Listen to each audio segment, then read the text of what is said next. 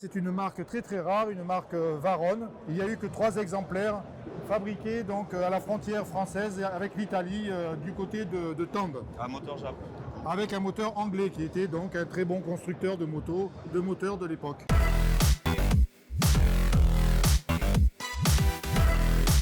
On vient du 06, donc on est très proche de la Méditerranée. Le salon nous a demandé, nous collectionneurs du Sud, de venir présenter un panel de motos qui n'ont jamais été exposés ici à Lyon. Donc ça fait la 3e année que l'on présente à peu près 25 motos par an. Nous sommes en présence d'une Monet Goyon, une moto maconnaise de 1937, qui propose donc un accessoire rare à l'époque, c'est-à-dire une suspension arrière, alors que généralement toutes les machines proposées à l'époque étaient ce qu'on appelle rigides. Il n'y avait qu'une fourche à parallélogramme à l'avant, et on est sur un modèle ici équipé de suspension qui permettait, comme on peut le voir ici, à peu près 40 à 50 mm de débattement. Je vois qu'il y a une fixation qui ne vient pas sur le cadre mais qui rejoint l'autre suspension. Oui, parce qu'il faut bien imaginer que c'est l'axe de la roue qui est déplacé verticalement et non pas un bras oscillant. Donc pour relier les deux extrémités de l'axe, il y a un pontet qui relie les deux parties du moyeu de la roue. Celle-ci, on a une spécificité, tu m'as expliqué, qui est un peu plus technique. Un peu plus technique et électrique. Et électrique, c'est parce que en majorité, les motos de ces années-là avaient un allumage, c'est-à-dire une génération de l'étincelle par l'intermédiaire d'une magnéto. Oui, la magnéto qui fabriquait son propre courant haute tension pour pouvoir donc faire fonctionner le moteur. Et il y avait pour la bougie, pour l'étincelle de la bougie.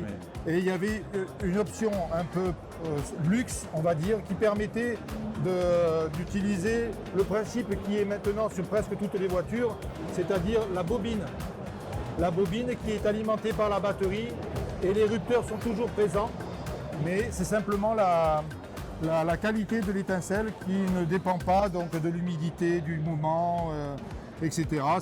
C'est une option intéressante pour avoir une moto fiable. D'accord. Et on est sur quelle marque de moto? Alors là, c'est une marque très rare, une marque Varonne. Il n'y a eu que 3 exemplaires fabriqués donc à la frontière française avec l'Italie du côté de Tende. Un moteur Japon.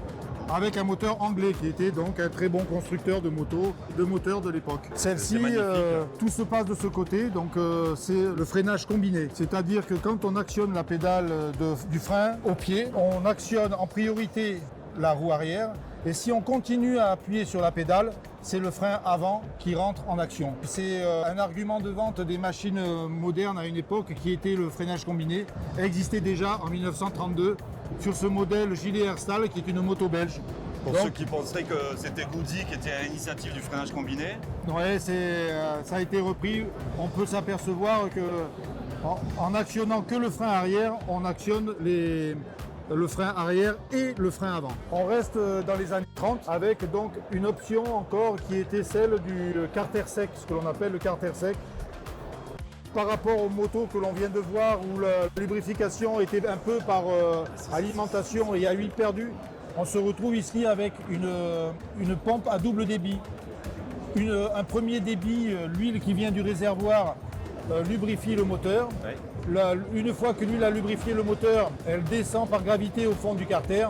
Et le deuxième étage de la pompe récupère l'huile en bas du carter et la renvoie au réservoir, ce qui permet des capacités de régime beaucoup plus importantes sur un moteur que l'on appelle un carter sec. Donc c'est une Monet Goyon aussi, une machine de Macon et de 1937. Elle a un intérêt aussi, c'est qu'elle a les 4 vitesses au pied, ce qui est très agréable aujourd'hui par rapport aux vitesses qui sont au réservoir. Donc ça facilite la conduite dans la circulation d'aujourd'hui. On fait un saut dans les années 50. 1954, une moto bécane. C'est une L4C. Et cette L4C est équipée d'un bicylindre, ce qu'on appelle un bicylindre en tandem. C'est-à-dire que même si apparemment ça ressemble à un monocylindre, il y a bel et bien 2 pistons dans le cylindre. Le premier piston est commandé par une bielle de bonne taille sur lequel est greffée une deuxième bielle qui entraîne le deuxième piston. Et donc on a un mouvement décalé des pistons Et on obtient une cylindrée de 350 cm3. Et on reconnaît d'ailleurs la suspension coulissante qui après est devenue un standard à l'époque sur les machines. On peut faire un bond encore plus dans le passé en se retrouvant dans les années 1920, donc c'est 1922. Et ça, c'est une Douglas, une moto anglaise de 350 cm3 qui a la particularité d'avoir des cylindres longitudinaux. C'est-à-dire qu'il y a un cylindre avant et un cylindre arrière qui sont des cylindres borgnes, c'est-à-dire qu'il n'y a pas de culasse détachable. Et il y a la particularité aussi, c'est le volant d'inertie qui est à l'extérieur, qui permet d'avoir un carter moteur plus petit. Et on se retrouve avec un système de commande de vitesse qui traverse le réservoir et vient actionner les deux vitesses qui sont disponibles au niveau de la boîte qui est ici. Machine qui est équipée d'un allumage à l'acétylène, donc qui était la génération de gaz en mouillant au goutte à goutte des pierres de carbure qui généraient de l'acétylène, et on allumait le feu avant et le feu arrière pour avoir cette petite flamme blanche que connaissent bien les mineurs, puisqu'ils avaient tous ça sur leur casque. Un klaxon en option. Voilà, donc